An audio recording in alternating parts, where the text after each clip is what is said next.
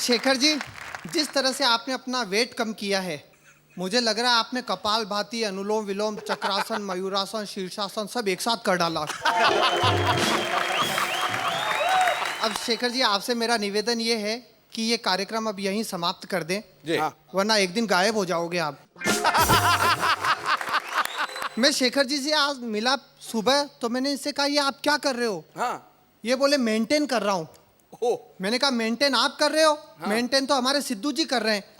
जैसे पहले थे वैसे ही अभी है। मैंने शेखर जी से एक बात और पूछी, इनसे मैं बड़ा प्रभावित हुआ। मैंने कहा मुझे भी वजन कम करने का कोई तरीका बताओ। ये बोले वजन कम करने का सबसे आसान तरीका तो एक ही है, अपना मुंह और घर का फ्रिज हमेशा बंद रखो। मैंने कहा इससे भी आसान तरीका बताओ। ये बोले अंडे के छिलके खाओ। इससे क्या होगा? ये बोले इससे तुम्हारा गला छिल जाएगा, 15 दिन तक कुछ भी खाने लायक नहीं रहोगे, 10 किलो वजन तो ऐसे ही कम हो जाएगा। और सबसे पहले तो मैं ये सेट देखकर बड़ा अपसेट हो रहा हूँ। जी सर, मुझे लग रहा है ये कोई मुगल कालीन राज दरबार है। सामने तख्त पर जिले इलाही और सलीम बैठे हैं और मैं अनारकली का रिश्ता लेकर आया हूँ। और ये अकबर के नवरत्न तानसेन, टोडरमल वगैरह वगैरह। खैर ये तीसरा लाफ्टर चैंपियन है जो कि बहुत महत्वपूर्ण है, जैसे तीसरा हार्ट अटैक महत्वपूर्ण होता है। अब हमारे डायरेक्टर पंकज जी कहते हैं तीसरा है, नए जोक लाओ, तैयारी करो, नए जोक लाओ। अब कोई उनसे पूछे कहाँ से लाए? हर जोक का 5-5 बार पोस्टमार्टम हो चुका है, सारे टॉपिक खत्म हो गए। अब तो राखी सावंत और मल्लिका शेरावत ने भी सरेंडर कर दिया। मैंने अपने जीवन में 2 प्रतिज्ञा की है। क्या? पहली प्रतिज्ञा, किसी भी पराई लड़की को बुरी नजर से नहीं देखूंगा, और दूसरी प्रतिज्ञा, किसी भी लड़की को पराई नहीं समझूंगा। क्योंकि राम ने धनुष तोड़ा तो सीता आई, अर्जुन ने तीर चलाया तो द्रौपदी आई, कृष्ण ने बंसी बजाई तो मीरा आई, पर मैंने सीटी बजाई तो साली बाप को ले आई। और मेरा अनुभव तो ये कहता है कि जो अपनी गर्लफ्रेंड का फोटो पर्स में रखता है, उसके पर्स में फिर फोटो के अलावा कुछ नहीं बचता। इसलिए अपने जैसे सभी नौजवानों को मैं एक वार्निंग देना चाहता हूँ कि दिल के जख्म किसी को दिखा न सकोगे, दिल में जो है वो किसी को बता न सकोगे, करोगे जवानी में जो गर्लफ्रेंड पे खर्चे, बुढ़ापे तक उधारी चुका न सकोगे। अच्छा, आदमी जिस माहौल में रहता है उस पर बातचीत का असर वैसा आ ही जाता है। वो जैसे बात करता है उसके परिवेश का असर साफ नजर आता है। अब ओसामा बिन लादेन की तीसरी बीवी का चौथा बच्चा, ओसामा बिन लादेन की तीसरी बीवी का चौथा बच्चा जब नया नया स्कूल में पढ़ने गया तो मास्टर ने उससे एक सवाल किया, यदि मेरे पास एक एप्पल है और 2 आदमी है, तो मैं एक एप्पल को 2 आदमी में कैसे डिवाइड करूंगा? बच्चा बोला एक आदमी को खत्म कर दो। अब हमारे अमेरिकन राष्ट्रपति का बच्चा जब स्कूल में गया तो उससे भी यही सवाल पूछा गया। बच्चा बोला दोनों को आपस में लड़ा दो और फिर वो एप्पल खुद खा जाओ। अच्छा, हम सब बंबई में रहते हैं और बंबई में 2 चीजें बहुत चलती है, एक कॉफी बार और दूसरे बियर बार। दोनों बहुत चलती है और दोनों का आपस में संबंध भी बहुत गहरा है। यहाँ ज्यादातर प्रेम कहानी कॉफी बार में शुरू होती है और बियर बार में जाकर खत्म होती है। कॉफी बार के सारे कस्टमर 2 महीने बाद बियर बार में मिलते हैं। अच्छा, कस्टमर का मतलब ये जो कष्ट से मरे। तो कॉफी बार के सारे कस्टमर 2 महीने बाद बियर बार में मिलते हैं और एक साथ मिलते हैं, क्योंकि कहावत है जो अकेले पीता है वो नर्कलोक में जाता है, जो सबके साथ पीता है वो स्वर्गलोक में जाता है, और जो पीता ही नहीं वो जसलोक में जाता है। तो कॉफी बार के सारे रोमियो बियर बार में आते ही देवदास बन जाते हैं।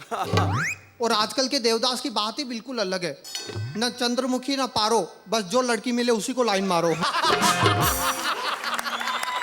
अब मेरे एक दोस्त ने एक लड़की के लिए सिगरेट छोड़ दी, शराब छोड़ दी, दारू छोड़ दी, जुआ खेलना छोड़ दिया, सट्टा खेलना छोड़ दिया, फिर भी उससे शादी नहीं की। मैंने पूछा क्यों? बोला इतना सुधर गया था कि उससे अच्छी मिल गई। सिद्धू जी, सुरिंदर मेरे बहुत अच्छे दोस्त हैं। पता है। ये ऐसे दोस्त हैं जिनके होते हुए मुझे कभी दुश्मनों की कमी महसूस नहीं हुई। 3 दिन पहले इनका SMS मेरे पास आया। अच्छा। मेरा मोबाइल नंबर चेंज हो गया है, पहले 1100 था, हाँ। अब 6600 हो गया है, सेव कर लेना। अब आज मुझे मिले तो बोले यार जब से मोबाइल नंबर चेंज किया किसी का फोन ही नहीं आ रहा। एक दिन मैंने फोन किया तो आवाज आई, आप जिस व्यक्ति से संपर्क करना चाहते हैं इस वक्त उसका दिमाग स्विच ऑफ है। एक दिन मुझे घर पर बुलाया, फिर गर्मा गर्म सूप मंगाया। अच्छा। बोले पी। मैंने कहा सूप में मक्खी है। बोले ओए दिल बड़ा रख बड़ा, मक्खी तेरा कितना सूप पी जाएगी।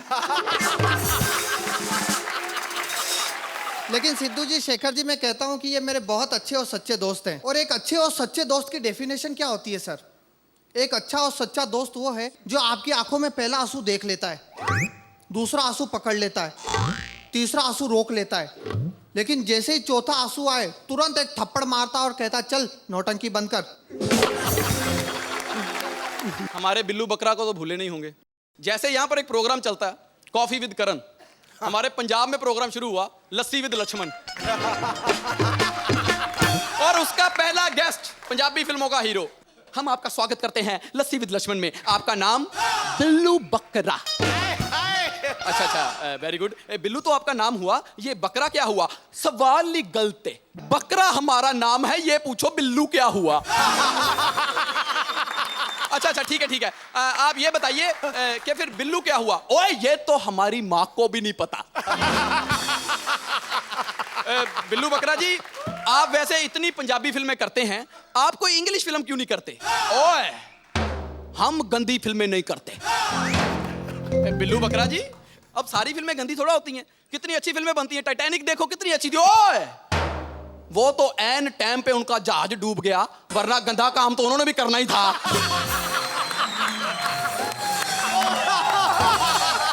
अब आपसे हम कुछ पर्सनल सवाल करते हैं। बिल्लू बकरा जी, आप खाने में क्या पसंद करते हैं? वैसे हम रोटी का लिहाज नहीं करते, हम तो रोटी भी गज्जों में खाते हैं। 3 गज रोटी ले आओ, आधी खाली आधी ओढ़ के सो गए। हमारा तो दादा भी मरा पी के था। क्या पी लिया उन्होंने? ब्यास दरिया में रूह अफ़ज़ा डाल के पी गए। बिल्लू बकरा जी, आप ये बताइए कि आप क्या पीते हैं? हम घर से निकली शराब। बिल्लू बकरा जी, आप घर में शराब निकाल लेते हो?